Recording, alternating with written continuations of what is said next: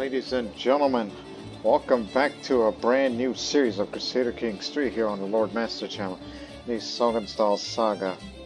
And as you can see, that Ástríðr, now still she is the Drottning of Sygnafylki, which has recently expanded, but we will expand a bit more as this next episode will largely be focused on conquests.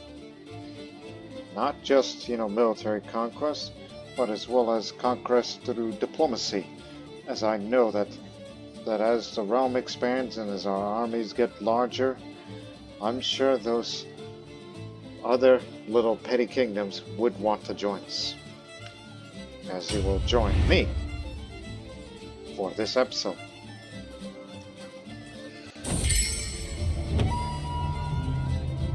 And of course, one day after the conquest, this event just popped up. The Wild Woman. How have you not heard of her, my lady?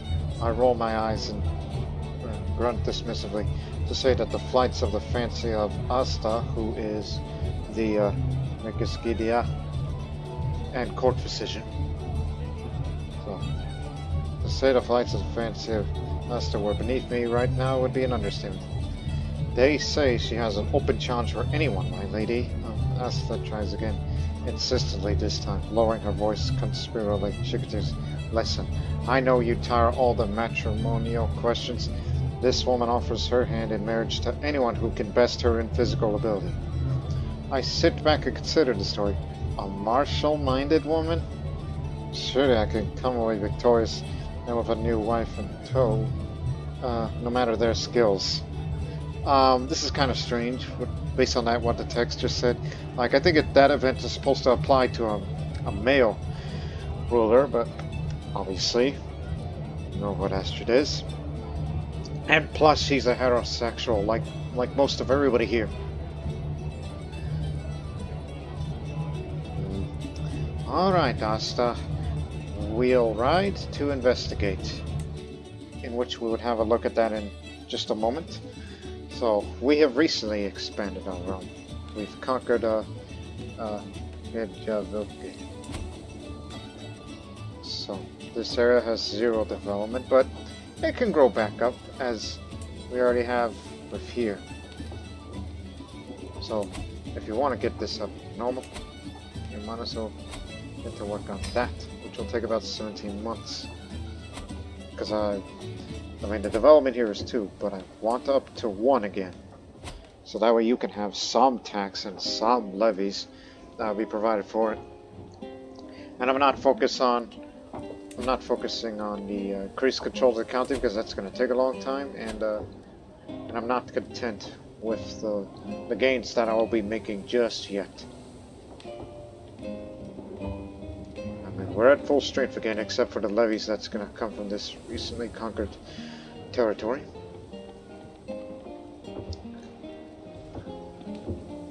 Hordaland is the next target of this conquest. They have an increased garrison size, recently looted, improved defenses. Oh.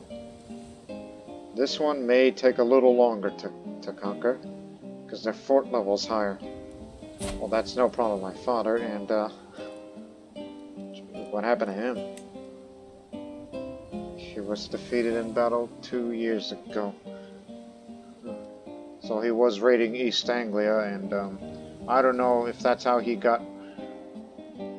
lost his leg, and he's been wounded since. But he's doing fine, he says. He only executed a man just earlier this year, in fact. And he's got a weaker army based on the intelligence reports when we did a realm espionage over there. But there's another place I would want to spy, and it's another area of interest. Like, what's after Hordaland? It's Nidaros. That is another area I'm interested in. So you gotta look up what is their army size and the amount of gold that they have. That's what I would like to know. Yes. We shall know about that soon.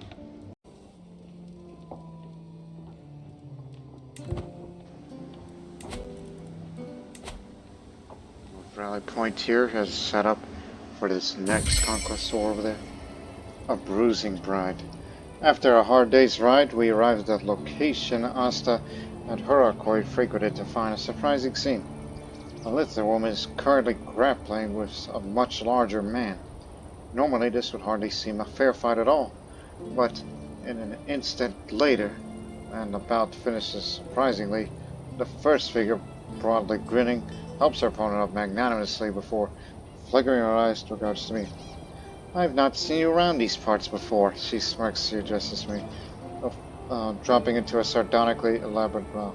"My name is Drifa. I know why you're here, but let me warn you, anyone who wastes my time has to pay me some for my troubles."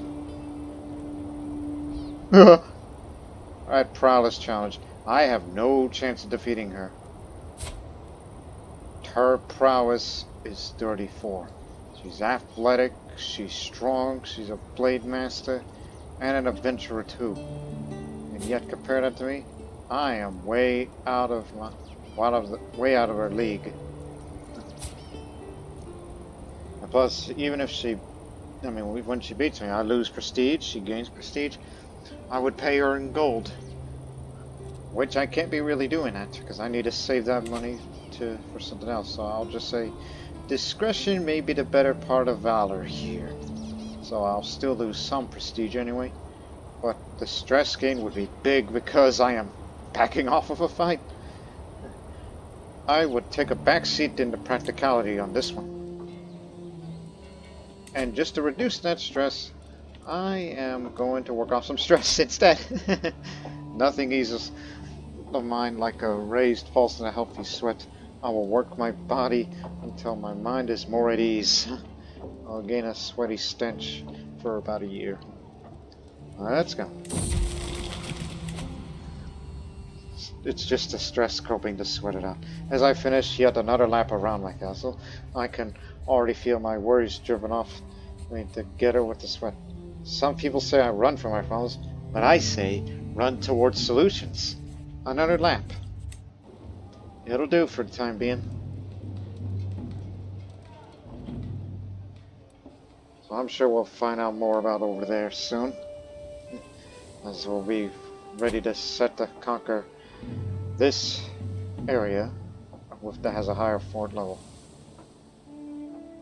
What it'll have to do. It's the only way.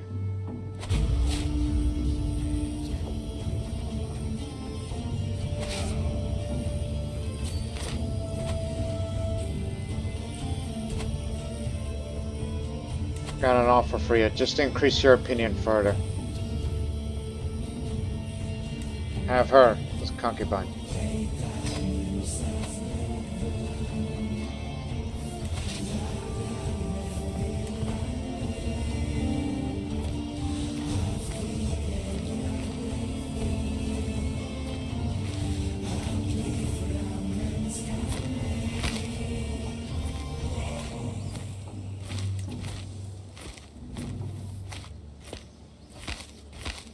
Far weaker army they have.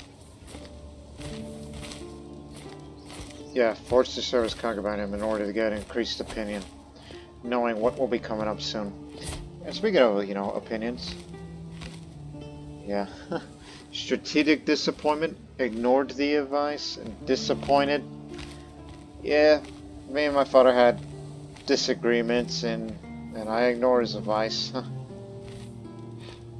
But father needs to know I'm not a little girl anymore.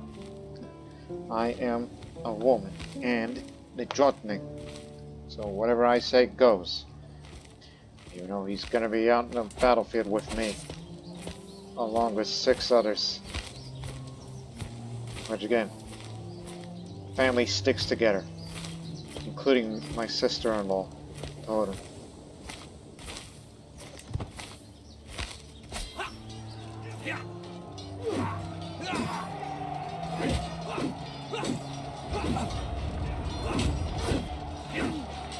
Oh, father is now a berserker after he ripped that man's head off. Stood strong in the face of the enemy, My soldiers have fought violently so far in the Battle of Bjorgvin, but are slowly growing tired as their foes push harder and harder in rage against their demise. After a prolonged period of combat and a strong enemy counterpush, my men are stumbled around, exhausted and in dire need of motivation.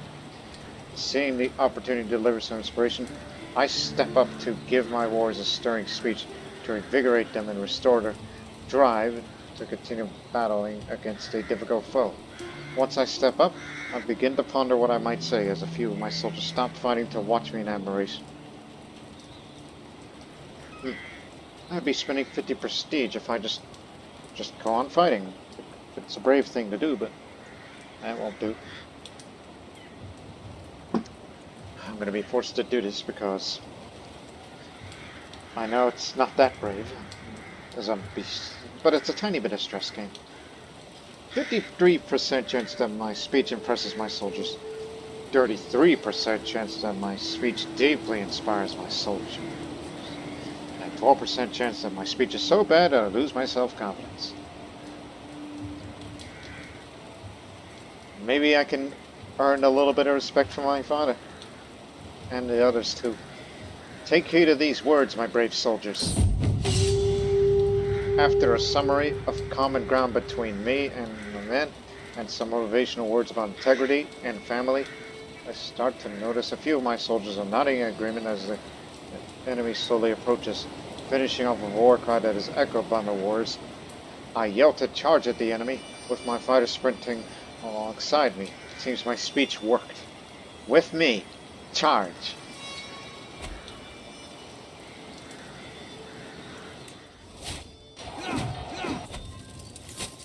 We got a prisoner.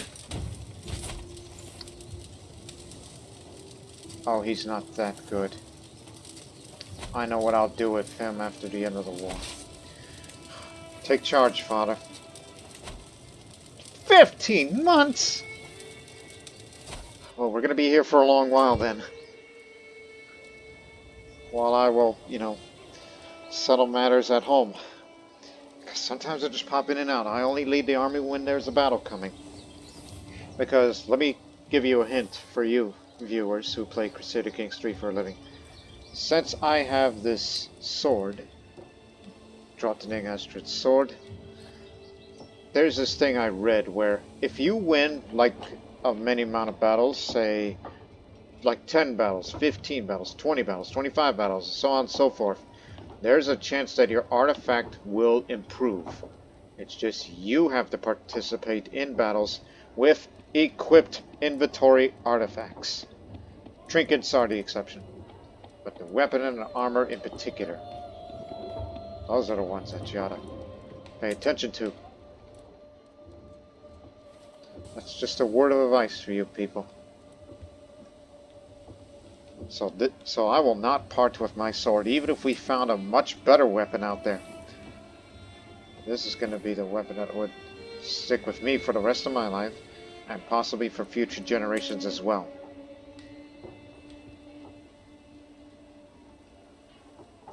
Oh, look.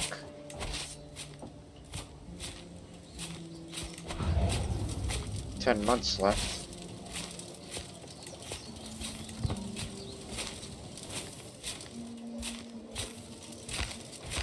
Here we go again.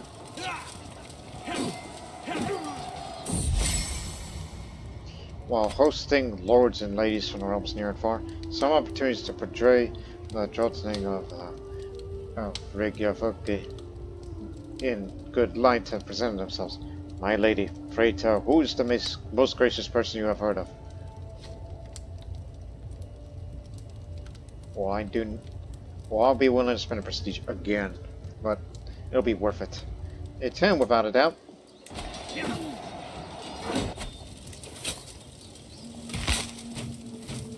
As you were.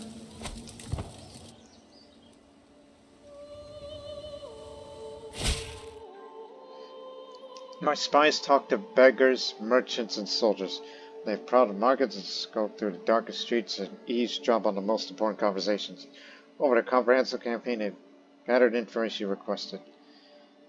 The Jotun of Nidaros, whose wealth amounts to precisely 87 gold and has rallied 442 men, And under his banner, led by a total of 2 veterans, excluding mercenaries and other foreign soldiers, Rögnvalde currently has the means to bolster his numbers to the total of 442 men. Thank you very much, and you're pregnant? Wow, for 4 months. Well, it's still at the childbearing age, but I didn't think it would come to this. And plus, she's in the front lines, mind you. She's in the army. I mean, the family's got to stick together, no matter what. Who'd you befriend? Oh. Guess you do view him closely. Freya and Bjorn, mother and father, bonded over a lewd joke. And is also friends with Gita, which Brynjolfur discussed subjects of profound interest to Freya. So. Yes, and there's a friend to mother as well.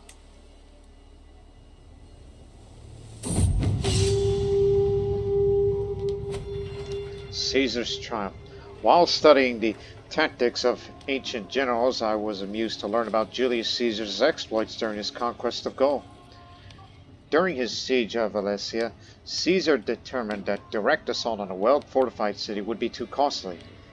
He instead ordered his army to build his own fortress, which surrounded the entire city, trapping the enemy garrison inside to starve while simultaneously preventing reinforcements from relieving the defenders. Well, my father is a military engineer.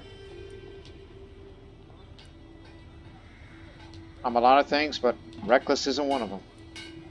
But I'll say, make the enemy come to you. I like it. Unyielding defender. That's what I would take because of less friendly fatal casualties. Ástríðr knows one thing above else. This is as far as the enemy goes. Because it would be wise that as we expand the realm, you may never know that there'll be rival kingdoms out there that would question my resolve. And then we hold a line and our troops will fight well. But I would still be getting stressed because I'm brave. But again, you gotta think practicality for this. You gotta be practical for such things.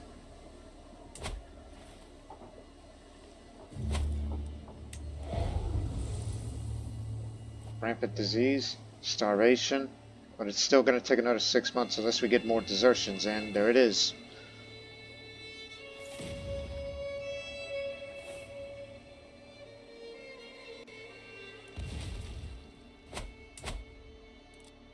Just interested about other areas.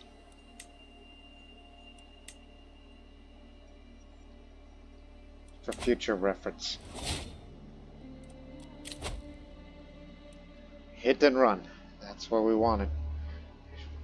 Should we ever lose a battle, we would take less retreat losses, but our heavy infantry, spearmen, and archers, which is what we have, will further increase the damage and their toughness.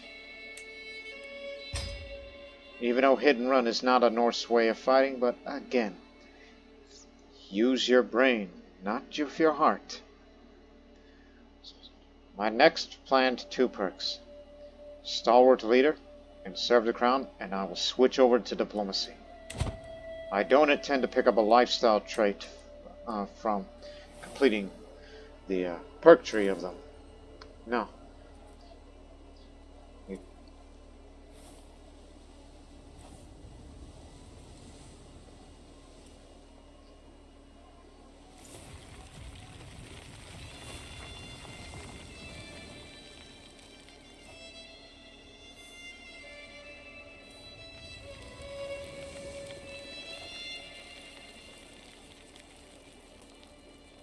There's progress again. Hang on.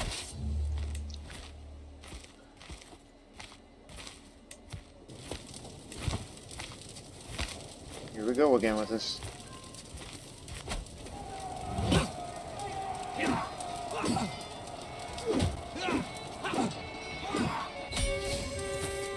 We got him. How much are you willing to pay? Because I need gold. And plus, we're almost done with the siege. I'm willing to... Again, I'm gonna have to turn you upside down and empty out your whole pocket. And I know some would be thinking, it's like, well, why would you do that? See? 200 gold. And you know how much it costs? 125. You need some money before doing so.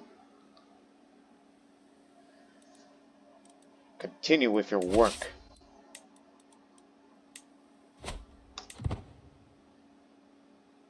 Plus, I may never know what other things I may spend with my money. This in 2 years. Get armor in 2 years. You'll be glad that I'm merciful, but... No. There's more loot to be had in there. I mean, there isn't any right now, but... We're still gonna raid the... the looting, by other means. In a post-siege. Oh, Torun. I didn't know you were pregnant.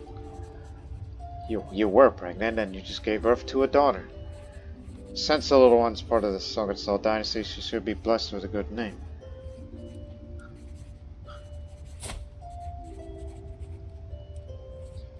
And I noticed that she's wearing a shield maiden's cloak.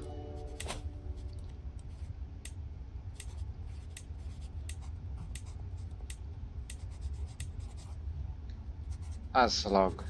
That will be her name. Ástríðr. Named after one of Ragnar Lothbrok's wives. If she's still alive. Oh, on the same day. Well, wait a minute. Does that mean during the day of conception, both my father and mother had this, and then Brynjolf and Thorun on the same night? That must have been quite a night, and I wasn't there for it because I'm single and I'm not in the mood to get married. No. And I got another sister. And Hale too. Excellent.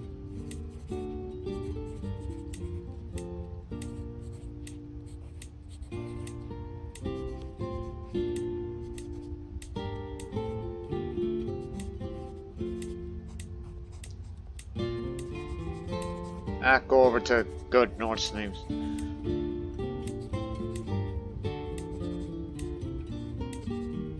Of course, some of them have Christian sounding names, but I wouldn't go for that yet.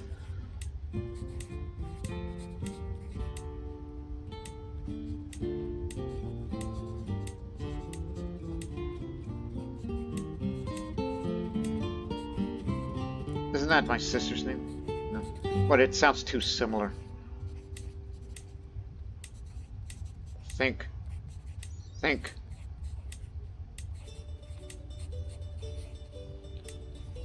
trying to think what it sounds good in my ears and how to pronounce it or such.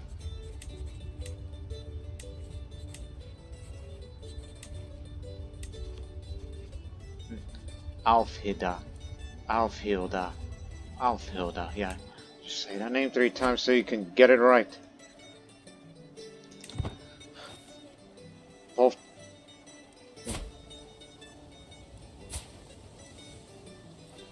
Plus, doesn't that make you murdered many children? Because that's 6 right there.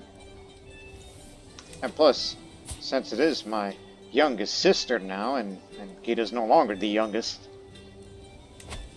simply for the sake of it, where's Mother? She's the one with the intrigue. This is your child, you raise it. As with Togir, being raised by father.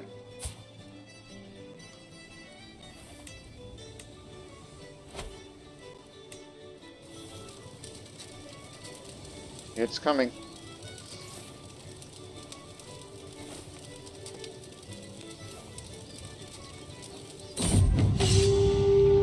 I step out of my tent and rub my eyes. The siege camp sprawls out before me, a haphazard pile of tents and shacks occupying a muddy ring of a forgotten village square. Pennants snap in the wind in places, held by a crooked tree limbs. Smoke drifts on the wind. Throngs of men busy themselves among the tents and siege weaponry. The stench of dirt and sweat is thick in the drear air, stinging my eyes. The smell is mixed up with a strong tang of urine and the rancid odor of rotting wounds. My loyal retainer approaches and informs me that the siege is ended. I gather my bodyguards and head to the edge of the camp. The herald of Bjorgvin stands before me, a charcoal bastion. In the fields between, the bodies of the fallen lie thick. They lie in the shallows of the flooded river too. Bloody faces rising from the glistening green swell. Bodies litter the square. The stench of smoke and flesh reaches across the cold, black expanse between us. Grieving widows wail and clutch each other. My men look from your direction. I mean, we got enough money, so just allow limited looting. What's the development, actually? Oh, we can get it back up just fine. So allow limited looting, which means the development goes down to 0. But we can get it back up once we have this development back up. And I'm sure you probably want her back for 1 gold. I'll take it. While our army sits there and will recover to full strength. 1, 2. There you go. It's only 11 months. Most of that was during siege period.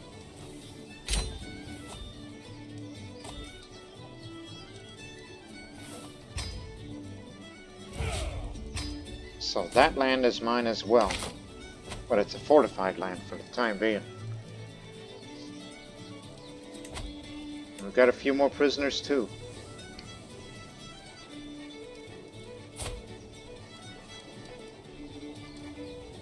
Not good.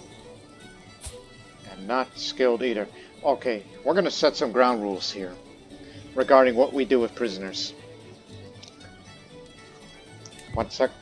Register, there you go. We're going to set some ground rules here. The women of childbearing age will be sent to certain people as concubines as a way of improving relations. Women who are past childbearing age and are not very skilled, especially on the realm of learning, will be executed.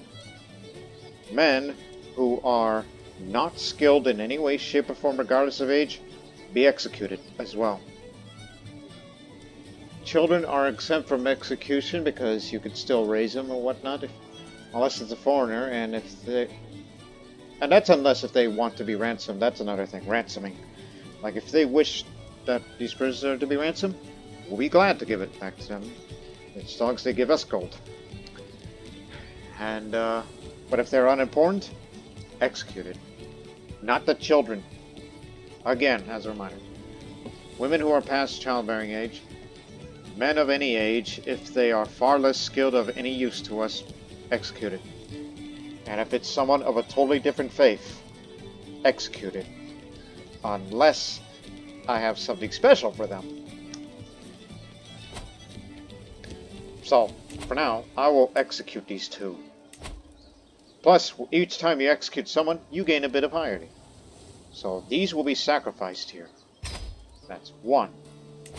And then here's 2. You 2 stick around, because you're of childbearing age, in case you need to send it to improve relations with one of the concubines. To improve one of the rulers, so we can send them as concubines. That's what I'm trying to say here. Now, here it is. Gain this large amount of prestige for this, and that jumps up the progress level fame to get to illustrious. You are able to declare a Varangian adventure. For the duration of the late Antiquity era, this taboo is available to me to start a new life in a distant land, far from the cold shores of your homeland. Successful Varangian adventures will not only relocate your realm to a foreign location, but also leave all your existing lands independent, including your vassals. Your first Varangian adventure undertaken as a Norse ruler will also call on additional troops from the own same faith, same culture counties in mainland Scandinavia to help you conquer your new home.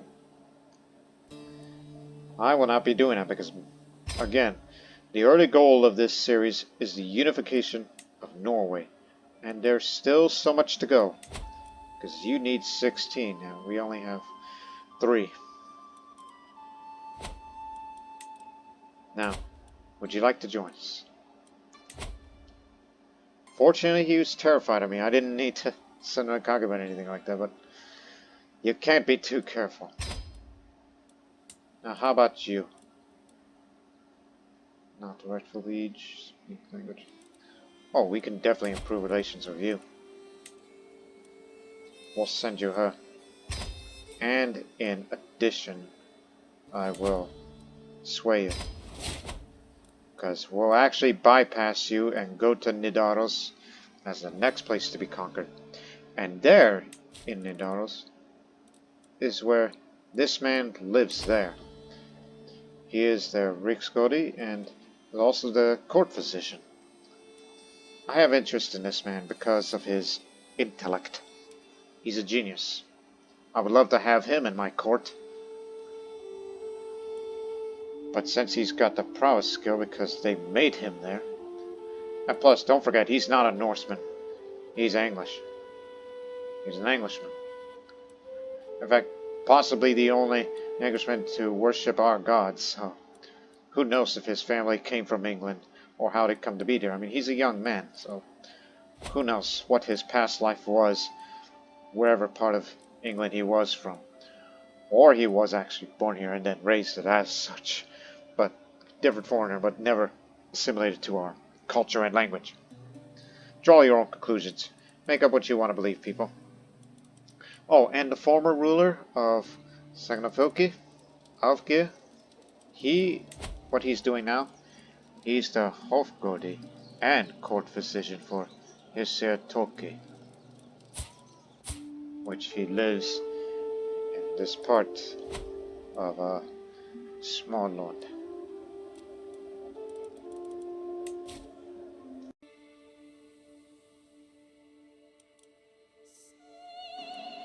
Wait 1 month.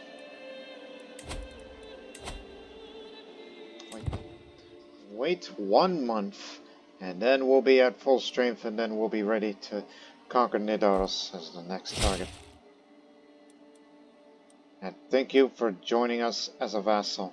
See, we don't need to conquer every single entity out there, because there are some that will be more submissive to us.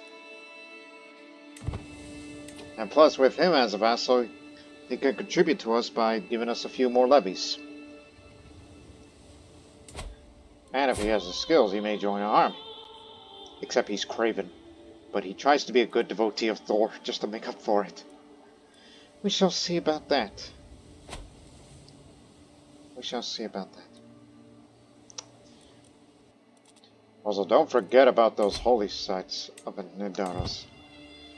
Because up there in Brunheim, that is where the men-at-arms maintenance and the naval speak on. The other two is for the prowess level of devotion, and same thing for Jorvik. Without those two, we wouldn't be as good fighters for all of us faithful. And Uppsala, the most important holy site of our faith, is where the fighting for the Knight Council and the heavy infantry damage as well. Paderborn down in areas formerly known as Saxony, when it was Germanic back then, of that old faith. That helps with the stewardship of level devotion and fertility up.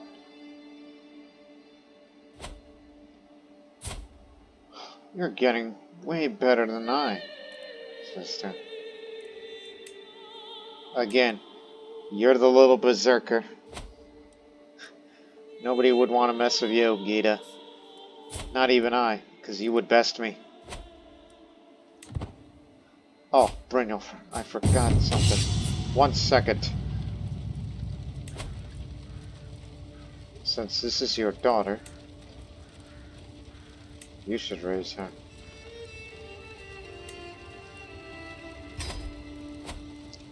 Under siege.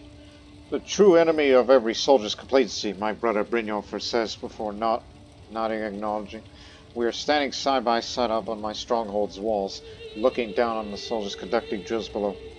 We could exchange the stronghold's gate for planks of wood and dull the arrows in the troops' quivers, he continues.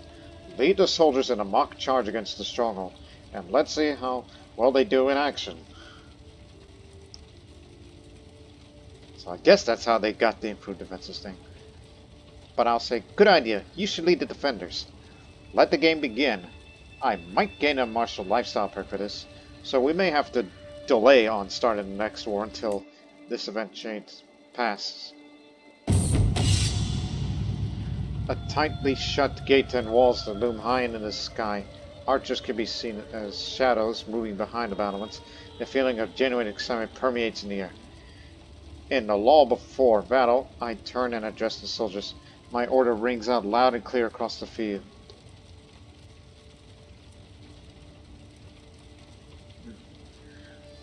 Well, I'm gonna be at critical stress because I'm a patient woman, but a riskier approach might yield a higher reward.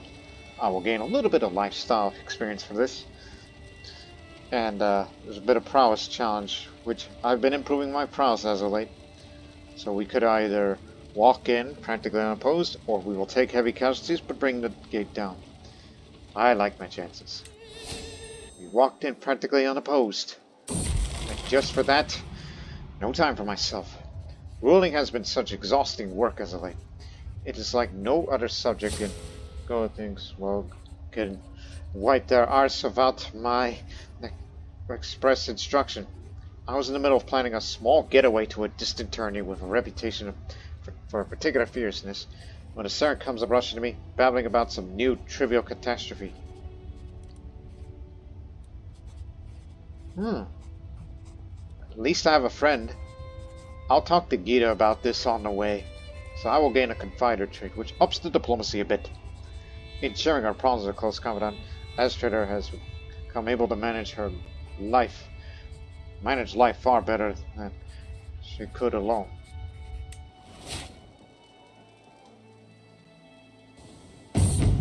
But it continues, every step of the way. The stairway echoes as another dulled weapon bounces off in the middle pillar. For the second time in a matter of minutes, I curse the tight spiral that blocks us from swinging our weapons at the defenders. The heaving breath of the soldiers around me is deafening. With every repelled attack, they grow more resigned and frustrated. I have to take charge of the situation. And yes, this is what my sword looks like. It doesn't look like that typical Norse sword, because it looks a little Western European style sword. But a sword is a sword. Diplomacy will not be enough. Even though it would progress very well, but I don't like the chances, so I'll just say one at a time. Stay alert. A safer, more tactical approach. It takes time, but we'll eventually take the stairs, so this is highly likely. Attack progresses as well. Battlement bravado. Taking the final step up onto the walls surrounding the stronghold, I survey the scene. Many soldiers have been lost to the archers on the walls, but we will not be deterred. One after another, we overwhelm the defenders and stand victorious over the fallen. I take a deep breath, and then it's time to press on again. We are winning. There's no room for mistakes. Thank goodness for Julius Caesar for this. That made me become an unyielding defender, learning from history. Shields up. Protect the rear. This will progress very well.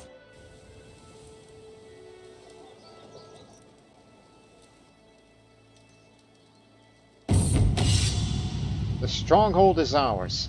Among the celebrating soldiers I find Brynjolf, who congratulates me on a charge well led. Look at them, my lady. The change of pace did him good. Even you seem reinvigorated, even though your stronghold was just lost to the attackers. Our enemies will never stand a chance. So we get improved defenses here, while I get the lifestyle perk.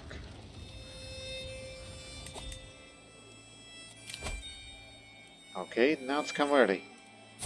And my prowess has just been approved.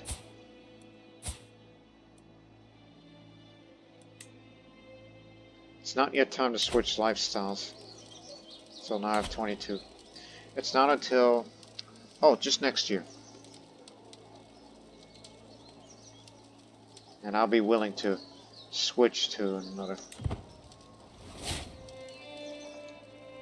oh! It's time.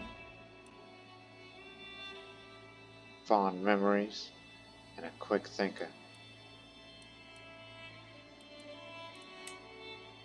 Tortured to death. Vengeful but craven and arrogant. Clearly that man's got some issues.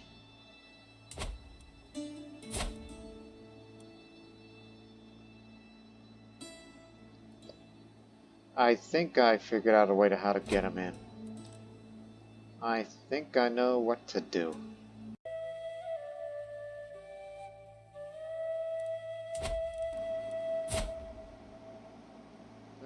Intimidated. Right. We got a man who is intimidated, but I got an idea. Sigyn, you are to marry this man.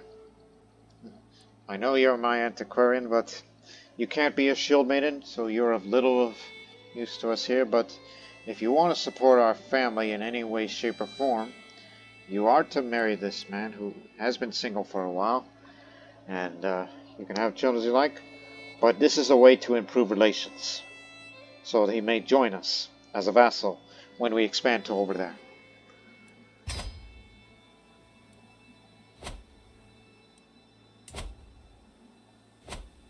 And I may consider doing the same thing to there.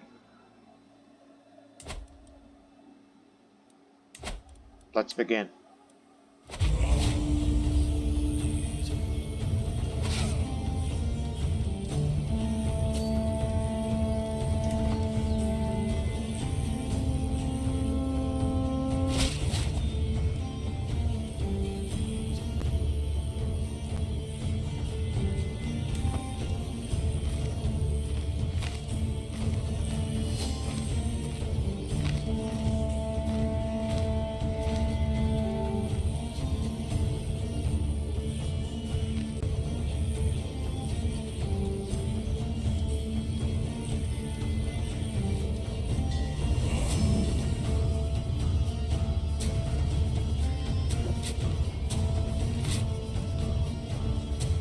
Normandy. When a soldier and a Viking. Strong.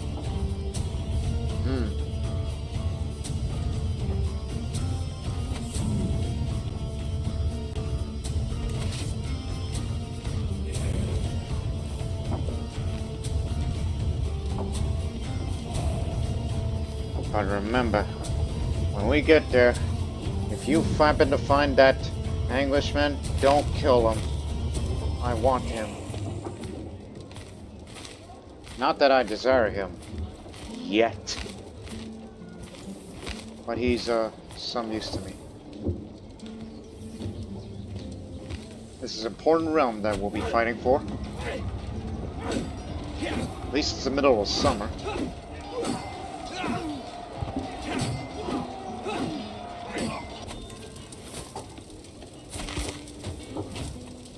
Oh, he'll be a very good fighter when he serves amongst us.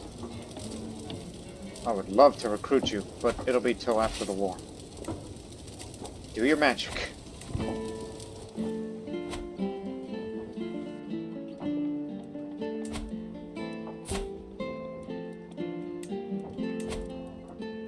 Here's another concubine. And she's a poet too. So you might like it. Again, intimidated, easy to please. Likely to make him a vassal sooner rather than later. Well, I would do the same for this one.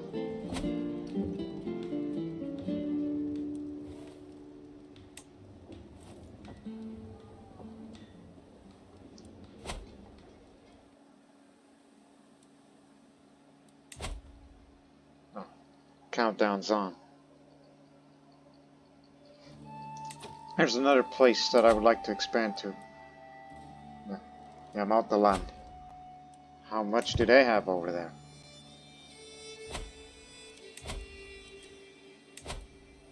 Now get the development of this one down there. Back up to the way it was. After this conquest, we're going to switch our focus to increasing control. Control is going to be the name of the game here. If you want more levies and more taxes since you are expanding rapidly, then you better make do as such.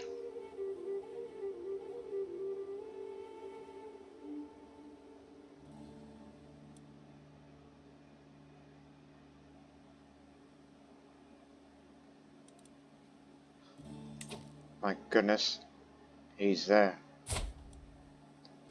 The man that I want. You know, he hasn't done anything significant, but are they actually stupid enough to send him out there?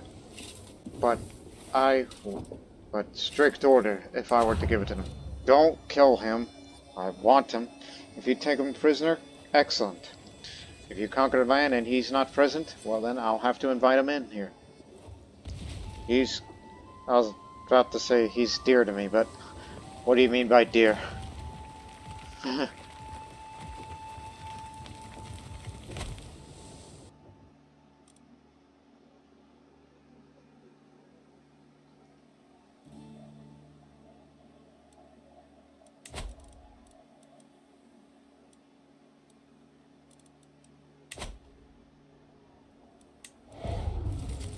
Okay. I step out of my tent, the siege camp sprawls out before me. A jumble of hastily pollard trees, watchtowers, tents, and campfires. Flags flutter above the throng. Very long-haired commanders sit at the tables, trading gossip and tall tales, conferring in private. There are urgent whispers drifting on the breeze. My low retainer approaches and informs me that the siege has ended. I gather my bodyguards and head to the edge of the camp. Nidaros stands before me, a decayed shell of its former self. In the fields between a vast, sickly black cloud of locust swarms. The yellow bands on their hard-shell carapace are swollen to bursting. Shrill, rattling sounds fill the air as extra smoke swirls above them, spiraling through the air. The locust descends upon their kin, stripping them bare and leaving a field of flesh and blood and a hollow husk of waste. Bodies bulge and bloat in the streets. Survivors stumble about, bereft of hope and joy. A wailing chorus arises from the charred remains of the land. I hear it everywhere, even as I watch the wounded being herded into carts. My men look for me for direction.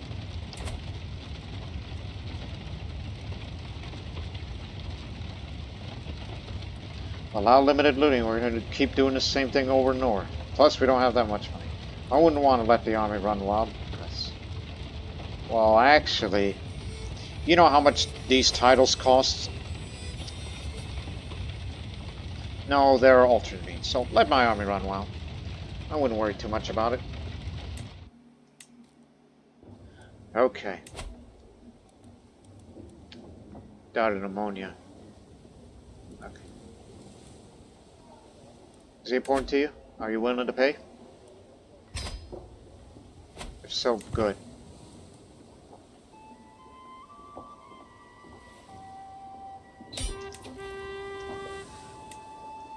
Thank you for your business.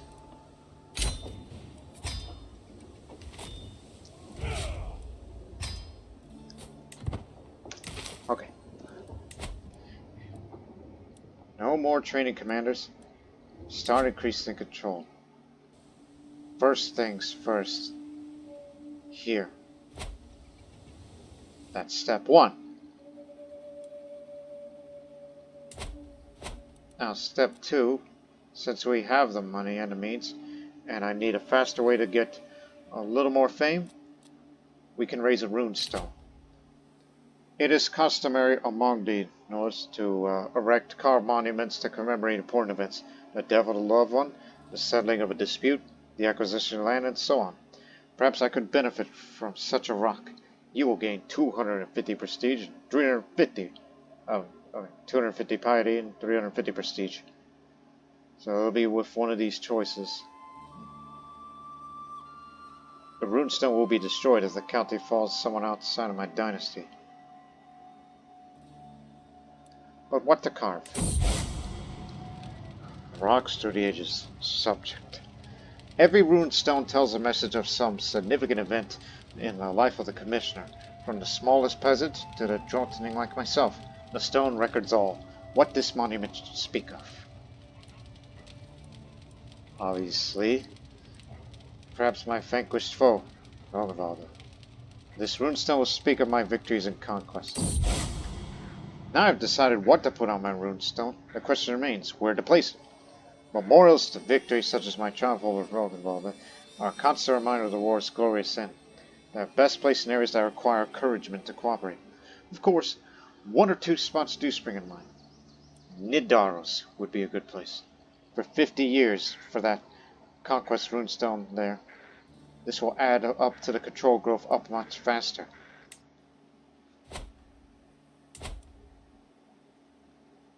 So this would help. And to further speed it up, we'll appoint a seneschal. Thorun, you'll be the one to do this because apparently you're the best out of all of us. I mean, there are others, but at least you'll make some use of you, sister-in-law. Even though we don't share our same ways, especially you call me a tyrant with some of the things I've been doing, but just giving you something to do. And I need a new antiquarian. Ah, of course, the man who made a sword for me.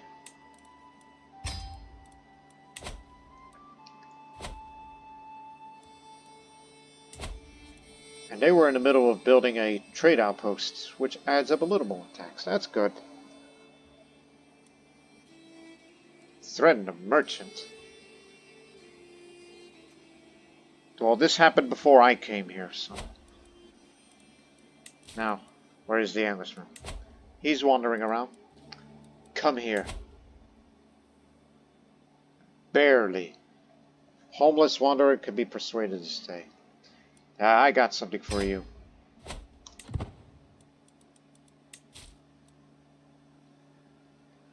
There's a reason why I want you here. One, you are going to be the steward instead of Brynjolfur, as much as he's doing a good job, but I believe your uses are far more better around here. And two, I am going to forbid you from in an army because you do not have the skills for it, and you are far more important to me, even though you are a foreigner. Now, missing persons in Sygnafylki. Commoners living in Sygnafylki stumbled on something strange not too long ago. An entire trading caravan, that is. The caravan itself was fine. The pack animals, trade goods, food supplies, and so on were there. But the people of that caravan were not. The caravan members, merchants, porters, mercenary escorts, camp followers, and so on, were last seen leaving one of the nearby villages several weeks beforehand, so they couldn't have traveled far. When several of my guards and officials living searched for the missing persons, no other traces of them could be found. How did they just all vanish all of a sudden like that? There were theories blaring everything from bandits to Loki. But we do need to figure out what to do with the goods and animals just sitting around doing nothing.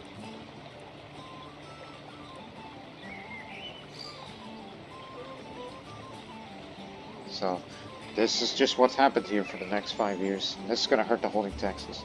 Members of a large merchant caravan mysteriously vanished down here not too long ago. Most of their belongings were found unscathed and in good condition. No one knows what happened to them. This has discouraged a few merchants from doing any business here. Out of fear that this region might be too dangerous to travel in, whether such fears are well founded or not.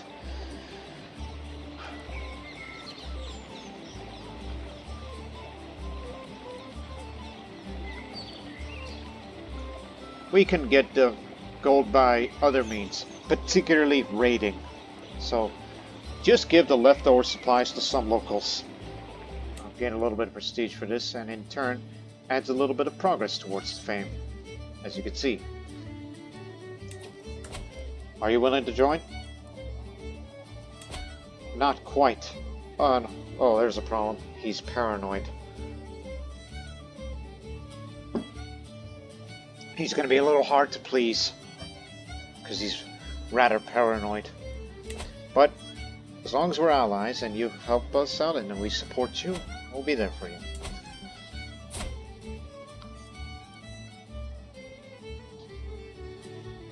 He, on the other hand, can be reasoned with, but that would be in due time.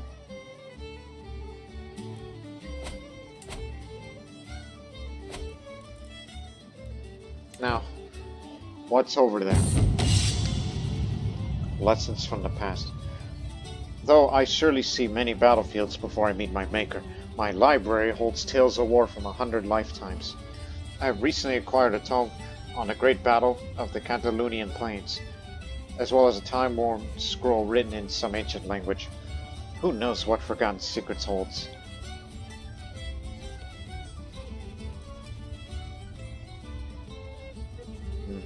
I'll attempt to translate the old scroll. 55% chance that I uncover a piece of ancient knowledge, which will give me some martial lifestyle experience, or gain the skills of 1 martial, 1 learning, and a commander bonus for 20 years. 45% chance that I fail to decipher the scroll, which I will gain stress, like if I choose to continue, or just give up. Let's see.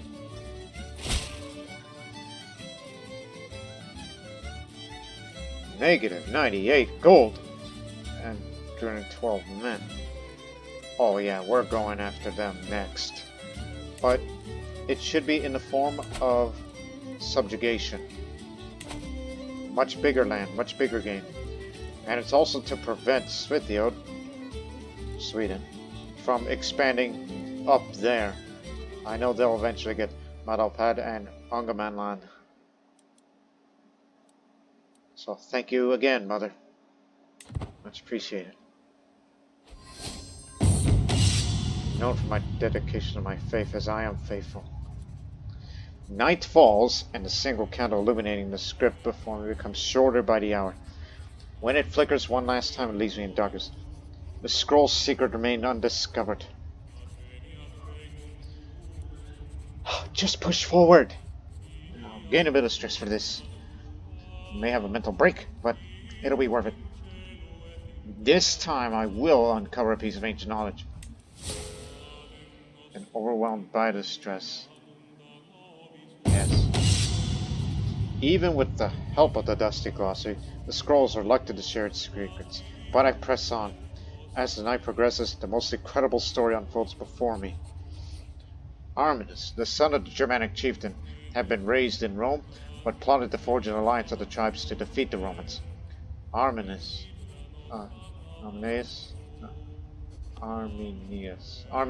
okay, that's how I figured out pronunciation. Arminius became an officer of the Roman general Varus, and advised him to take a detour to the Teutoburg forest. There, Arminius launched a series of ambushes. Due to his Roman education, he knew exactly how to combat the enemy tactics and lead his people to a decisive victory. I'm not one for learning, so I rather study the battle. For the next 20 years, as until I'm 44 years old, I will have studied this ancient battle, which gives you +1 martial, +1 learning, faith, hostility, advantage +5. And since you read something that's from that particular battle in that forest, I have more advantage in forests and taiga. So, unfortunately, when we continue to expand, there's more forested lands. Whether if you wish to fight somewhere in Svithiod or raiding England, they got plenty of forests, or even Francia. Gotcha. Now, oh, don't forget, Yamautoland, this is forested area too. And he's very weak, so we better take advantage of this while we can.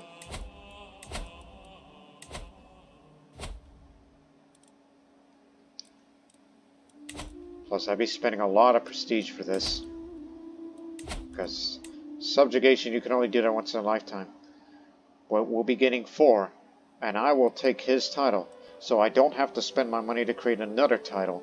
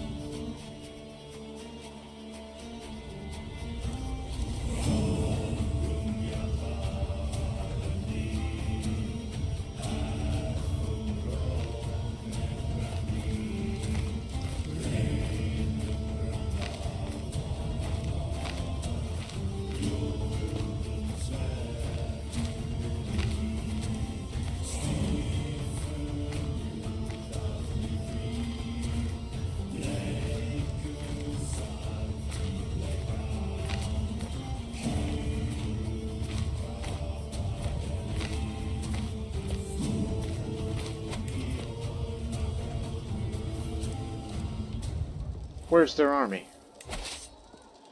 Matters not. They'll be down in 7 months or so. Get it no matter what. Fortunately, the man is lazy, so he can't be leading an army. So it's likely when we take this area, we're going to get him in prison, and then we win the war.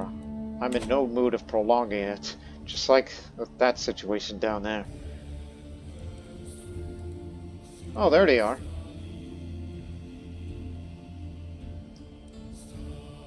Puny army.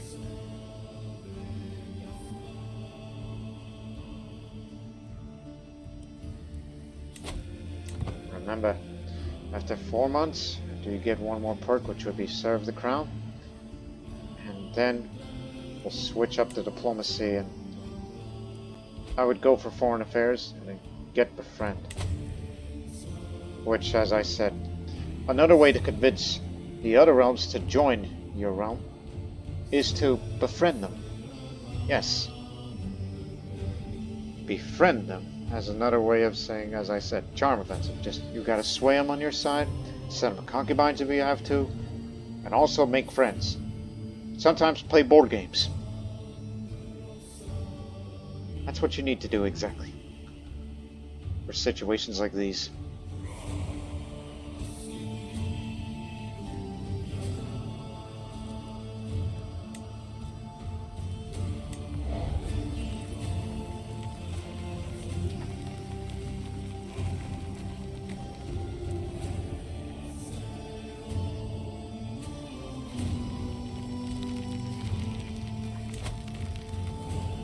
Remember, next October, get me a set of armor, if I have a lot of money, which we may have to go raiding next year, or so.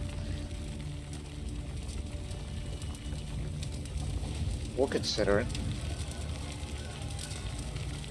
The question is, where?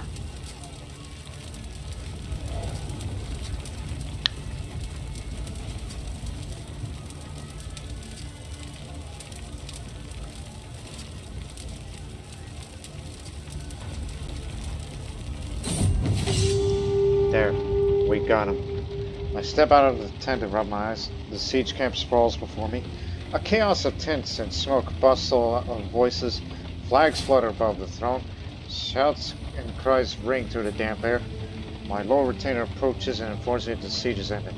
I gather my bodyguards and head to the edge of the camp. Helda Frisi stands before me. A canyon of shattered walls. In the fields between, empty carts dot charred mounds of dirt. The wooden wheels still bear traces of thick, wet blood. On the walls that still stand, blackened corpses line the battlements, bodies strewn about, limbs piled up in the mounds. A man's brain and brown viscera lie sprawling in his crushed skull. Shock survivors stumble about amid the still smoking rubble of houses overrun by my ravaging men. Walls of grief rise from unseen wounded souls swelling up from the desecrated ground, venting their fury like a maritime storm. Smoke hangs in the pall over this hellish destruction. Mind you, there's about 8,000 of these siege victory events as description, so it's all randomized, basically. As you've been seeing a lot of that due to one of the mods that I'm using.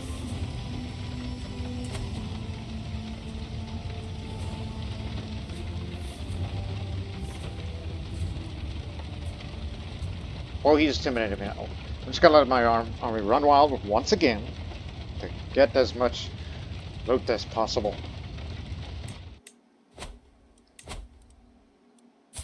Are you willing to ransom? A hook. You know what? Yeah, a hook. So we can have him as a hook, knowing that he ain't gonna like me for usurping a title away from him. And, yeah, that'll do. You know, just in case.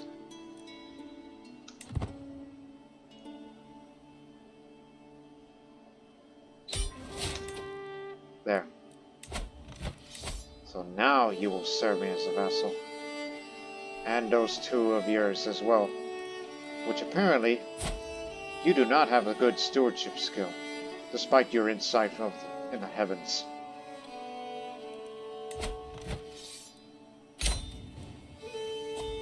$350 fame. Great progress. See, now it's smaller realms. He owns both of them. But now these two serve under me now.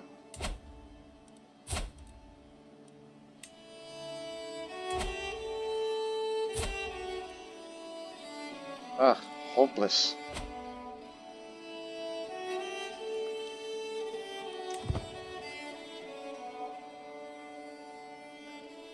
Well, we're not going to stop there. No. Speaking of stop, now serve the crown. This will increase my natural dread. I mean, I don't have any natural dread as it goes down slowly over time, but nope. I will have more of a part in that. And as a reminder, for those who don't know, dread is a measure of how feared a ruler is. Rulers increase dread by performing cruel and heinous acts such as torturing and executing prisoners. Dread makes it viable to play as a tyrant, because unruly vassals become intimidated or terrified, making them too scared to oppose you. So characters' dread can range from 0 to 100. Over time, their dread will tend toward their natural dread, which is defined by their personality traits. A dreadful ruler reaps the following benefits: discouraged from joining factions against me, scheming against me, increased vassal acceptance, increased offer vassalization acceptance, makes the electors more likely to vote for me as I do, and it makes the vassals unlikely to oppose any law changes. Note that brave and bold vassals are less affected by dread. And also needed a little more control growth for the realm. Now we switch to foreign affairs focus. It's just to increase it over time so we can start getting perks. Befriend will be first because I can use the befriend scheme, and you can have board game interactions as another way of improving relations, or if I need more, fame.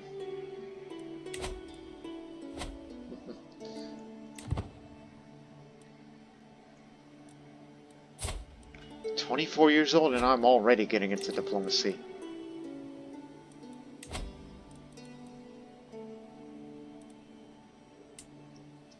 Well, would you look at this? Realm is split. All vulnerable, ready for the taking. But the thing is, are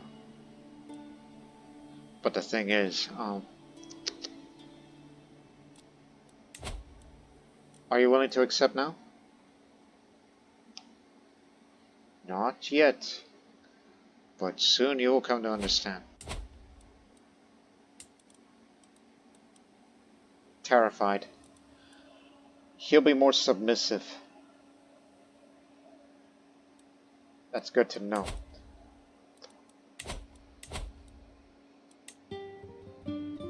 Oh, I forgot about you. I'm gonna recruit you in. You are more useful to us. Thank goodness you're a strong man. As I said, you are far too talented to be ignored. We'll conquer this area next.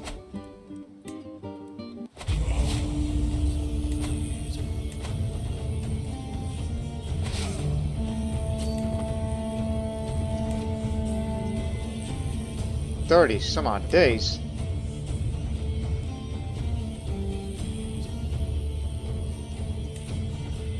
You know what? Stop gathering. We got enough men.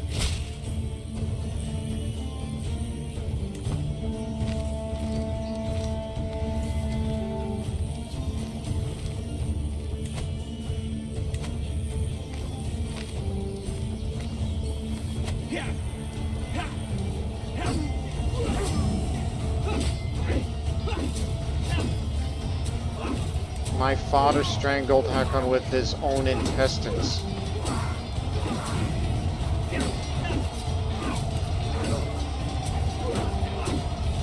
Oh my gosh, one of my vassals. He got killed.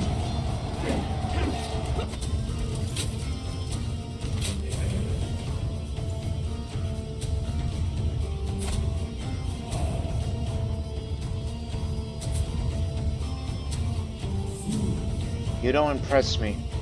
We'll have you executed later.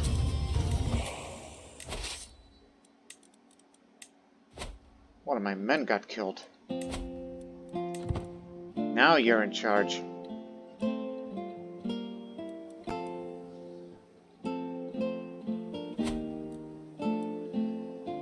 Oh, that's unfortunate. Very, very unfortunate.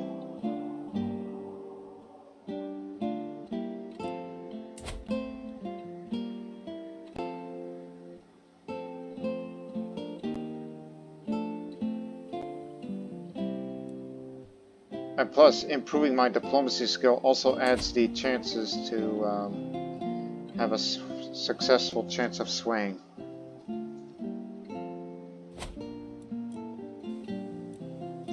Viking adventurers? Who's that?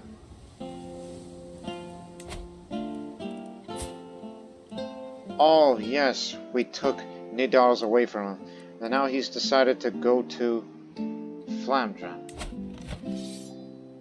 That's Flanders.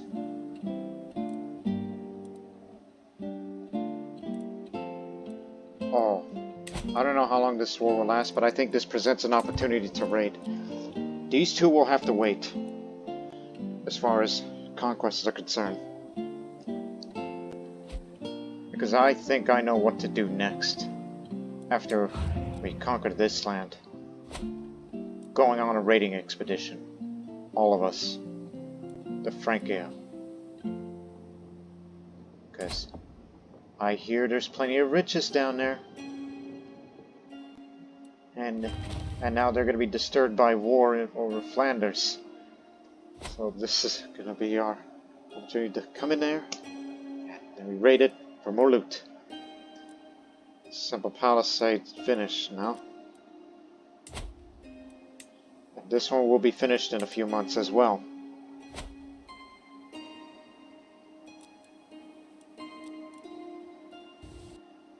And plus, not only were our size of our army is much larger than before, that means more loot we can carry and more fame.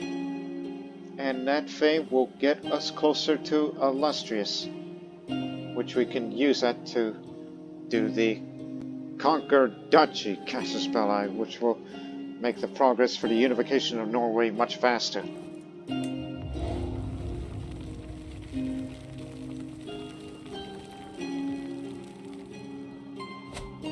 Oh, curious question.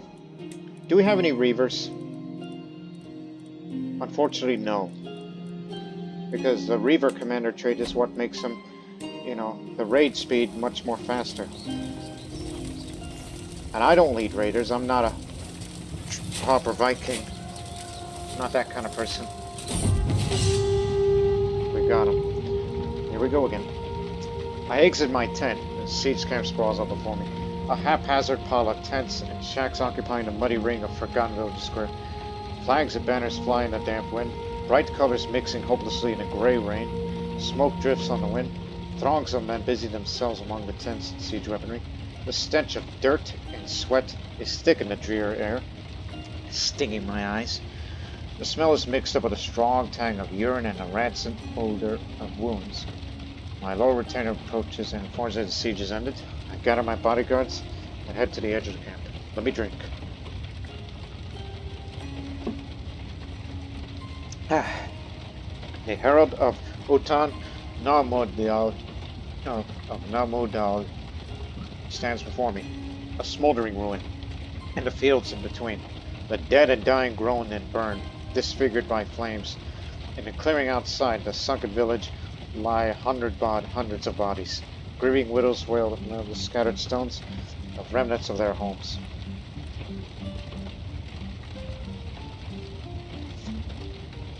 Well, for once, allow limited looting.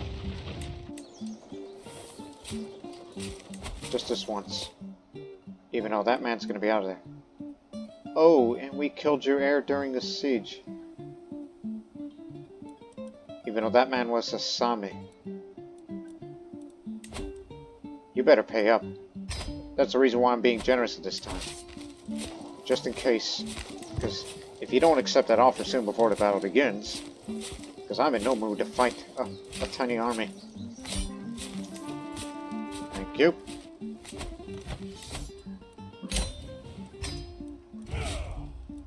Now, I do not want control over that personally. It's too much for me.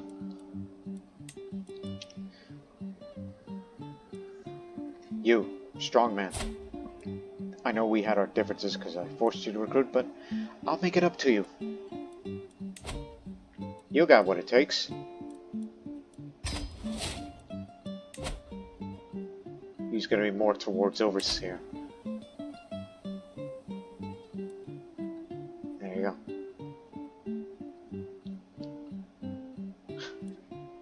Oh, no. I was about to say, hey, wait a minute, is it time to, No, not yet.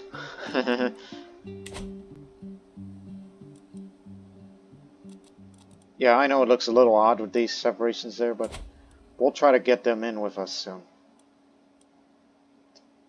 25.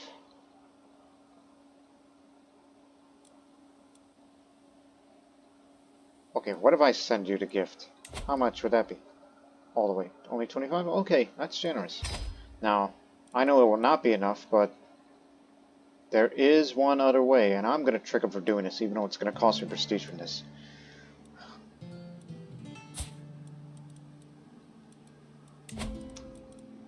Gita, you are to be betrothed to him. Yes, betrothed. Just watch. This is just another way to get them in with us.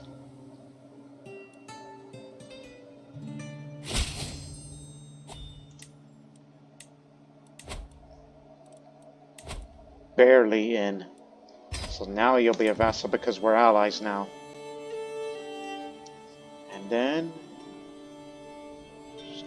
just watch for it. Now you are our vassal. And I will cancel that betrothal. They wouldn't like that, but still. It's just a way to screw them over. Yes, I know some of you have something against me about breaking a betrothal like that, but it was a political move. And he will join in due time. So now start swaying him.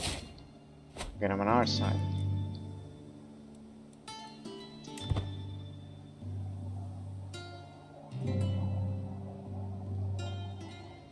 While these Viking adventurers are trying to attempt the conquer of Flanders, we're going to be sending a raiding expedition to Paris. I will not be there. You're in charge, Father. As always. While they're busy, we would get the big loot.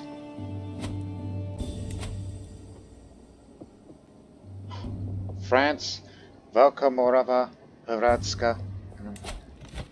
That is quite an alliance he has assembled. Great Moravia, Croatia, and Brittany. That's a hell of a team. But can it be enough to deal with a Northman? As he is an adventurer. He's a Viking exile, which his character fled Scandinavia with an army of rogues and adventurers, seeking to carve out a realm elsewhere. So he's got a minimum battle roll for an advantage for this. It don't cost him nothing to embark, and he's got a lot of supplies to do it, despite the fact that he's craven. Little more income out of this, as they're off to set sail. Do I really need to know how much do they have exactly?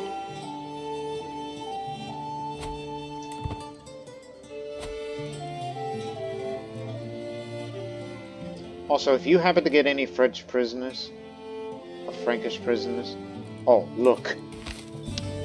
Their army is stationed over there. And their allies, too. We hope that none of them are in Paris.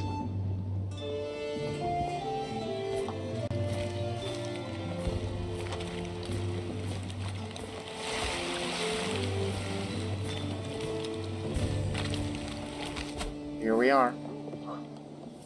It has a large garrison, but like that's ever stopped anyone.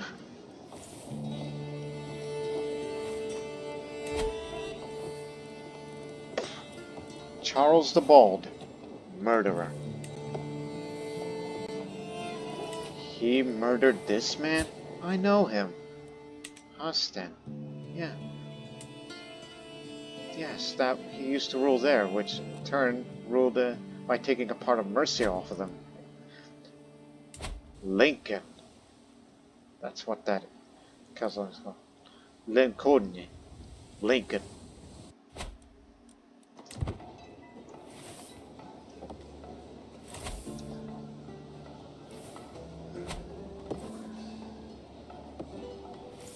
This is a highly developed countryside, I believe. Oh, wait a minute.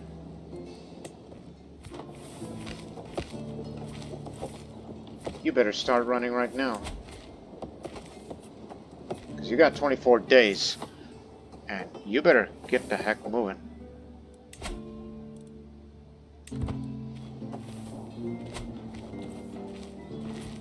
Oh no, they're not turning this way. Oh, I was a bit afraid.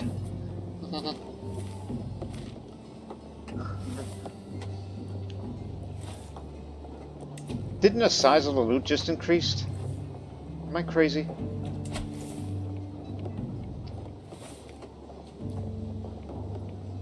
I think one of those buildings completed just recently, if I'm mistaken. But here comes the big one. There you go. We got a lot of gold, but no prisoners, unfortunately.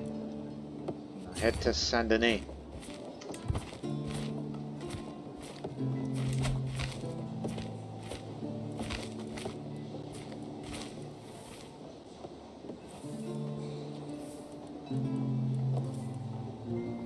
Yeah, if only we had taken one of his daughters, then some of that would be much suited for a sacrifice.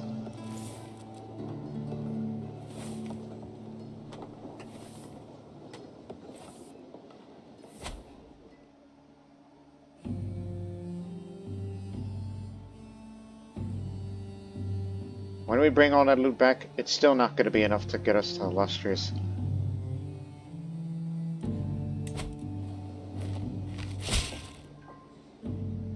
They have nearly 6,000 men for this. They have a lot of gold for it. So thank you very much again, Mother. Even though you were present here amongst the army, so you kind of knew to some degree. Here's 32 gold. Now, raid this city here.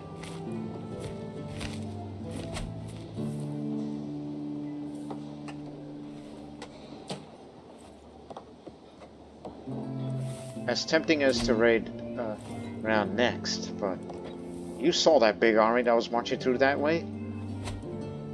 So, tread carefully. They're currently at war, so they can't go after raiders.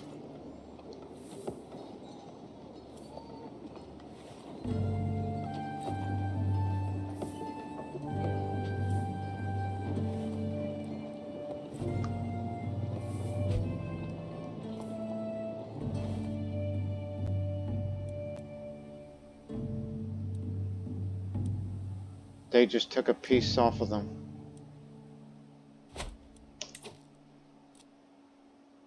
I hope that Sogndal doesn't expand to this way. Otherwise, that unification of Norway may be a little bit more difficult than it needs to be.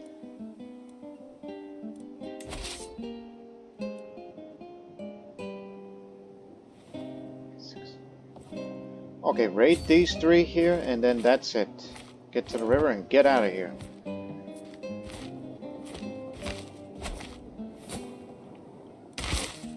Nobody there as far as the eye could see.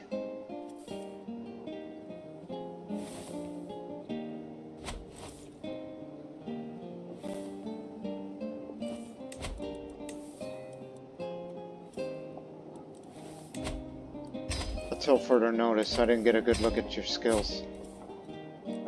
In case I need to execute both of you. first.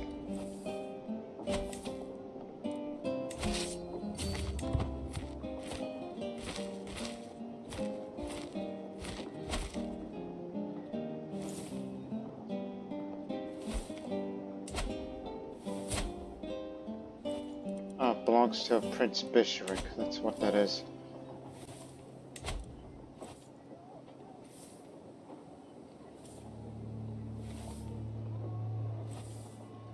Oh shoot, I just remembered now.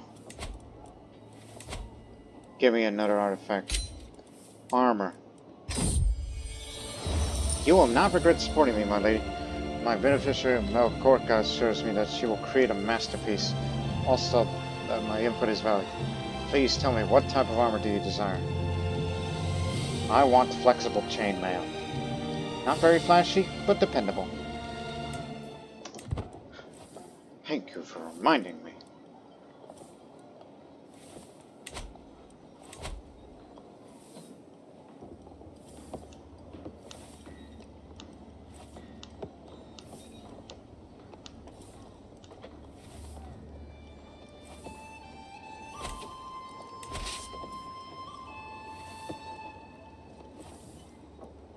Yeah, we can raid one more, then we're gonna get out of here.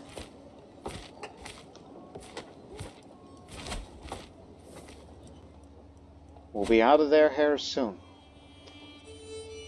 And if they happen to be still busy doing the... no, they're not at war anymore. Get out, get out, get out.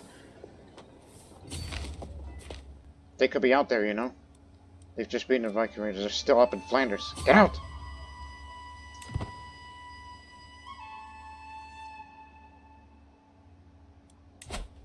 I like how the raid is still progressing while we're trying to leave here, but does that mean we're actually gonna take the loot while we get out? It's like okay, first guys are moving away, well, the others are gonna stay behind and try to raid the place. That's quite the arrangement. Did we still get the loot? Yes! We got the max, now we're trying to get out, because they are assembling an army right now. 6, 5, 4, 3, 2, 1. They've assembled their entire army. They got 11 of their warriors. Heavy emphasis on armored footmen and light cavalry. And we'll reach the Marne in 17 days.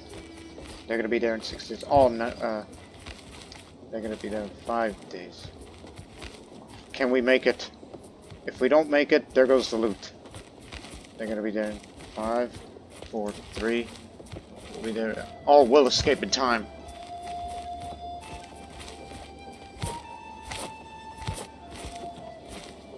Oh, we got away from them. I'm glad I checked on their progress of the war. Close call, father. And the rest of them, of my family, they're with them. They're not doing anything right now, so I don't know if it's smart that we should pause them. What's their size of their army look like? Don't want to raid Canterbury just yet. It's where the great loot is. Just like the first time.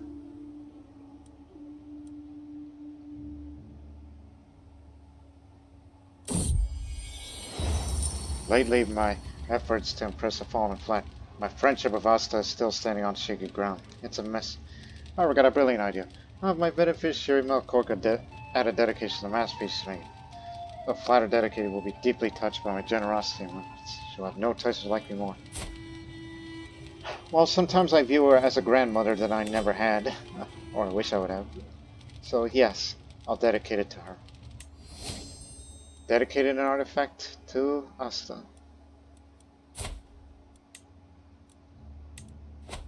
Just like I did with my sister with my sword.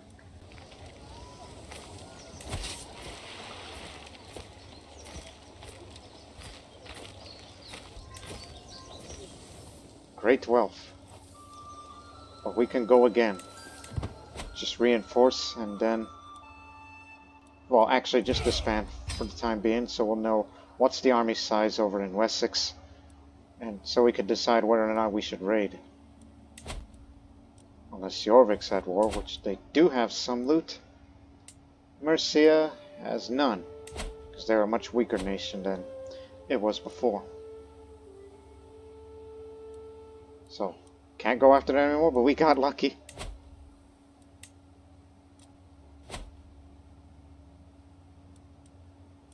So lucky.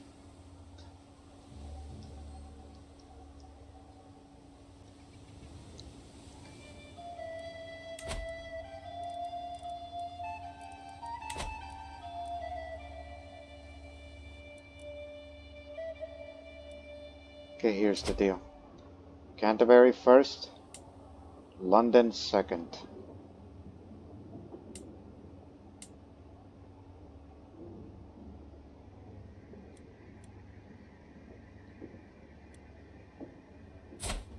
Since when did he get into Celtic Christianity? My armorer Melkoga updates me on the progress, droning on about the limits of hammer and bells as my mind reels with bold ideas from my mill. Forging may not be my personal forte, but it doesn't mean I can't have a say how my money is spent.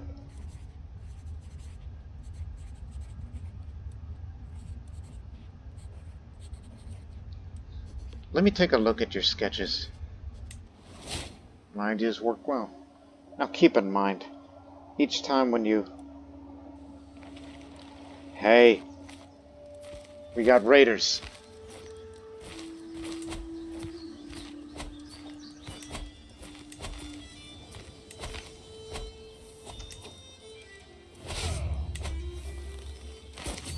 Stop them. That's good enough.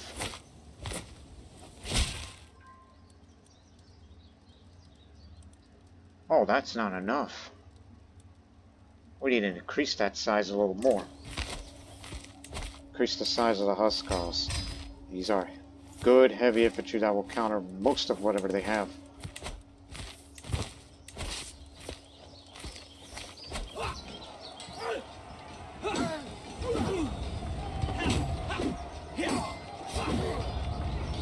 He scared this man to death with a mighty roar because he's a berserker.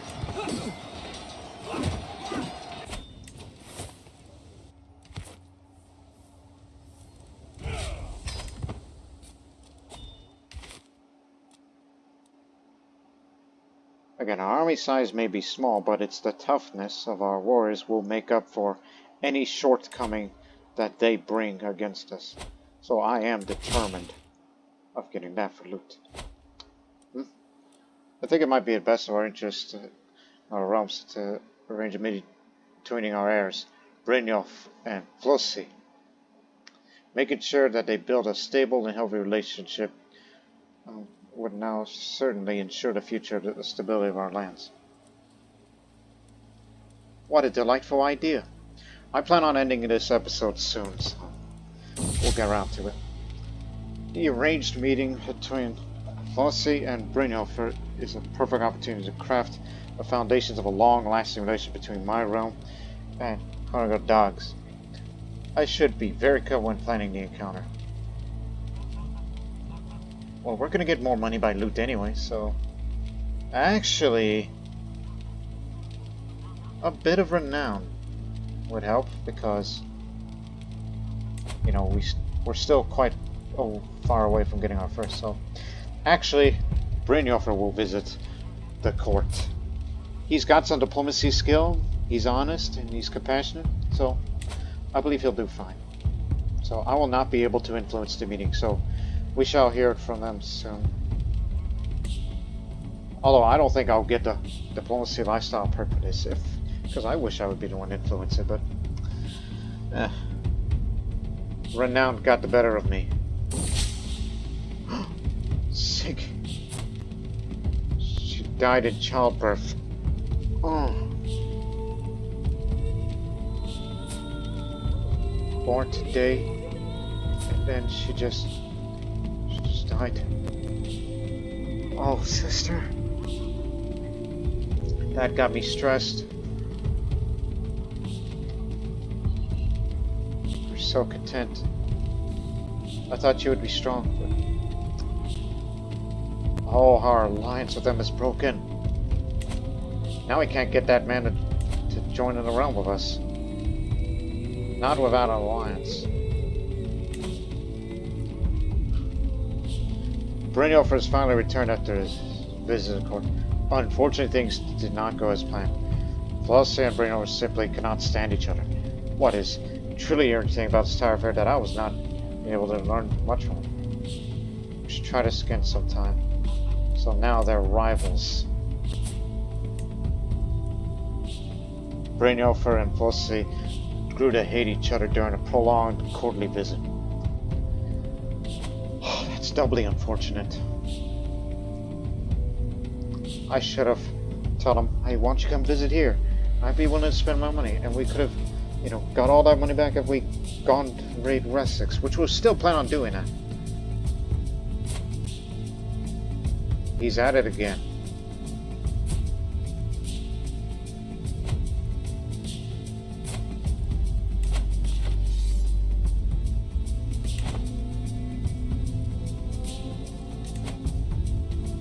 He's expanding, and so am I.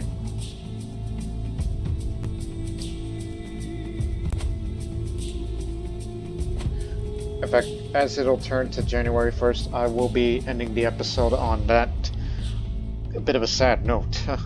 That, well, rivalry has been made. My sister died in childbirth, which ended our alliance. Actually, your little sister. Albie doesn't mind the age difference. Maybe we can get it back on. I'm not giving Gita away because she's still an excellent fighter and I need her here.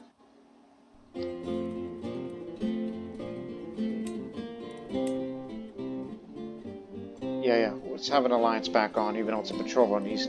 And if he wants to have children, well, he's got one. And whatever you get from the concubine. So just wait for the offer to be accepted and I will end the episode right here. Because in the next episode, we will go back to raiding England in full force with our newly enlarged Huskarls. And I will get my set of armor. And I'm going to start making friends. And then our level of fame will become illustrious, which will grant us the ability of two things. One is to conquer anything that is size of a duchy, which would further have a much bigger progress towards the unification of Norway this way. And then subsequently we'll be a step closer to explore the seas west of Iceland so we know what is out there. You're going to need a lot of money for this, should you do that. So yes, the third episode will be all about that and more. So we'll tune in to the next episode. But until then, so long for now.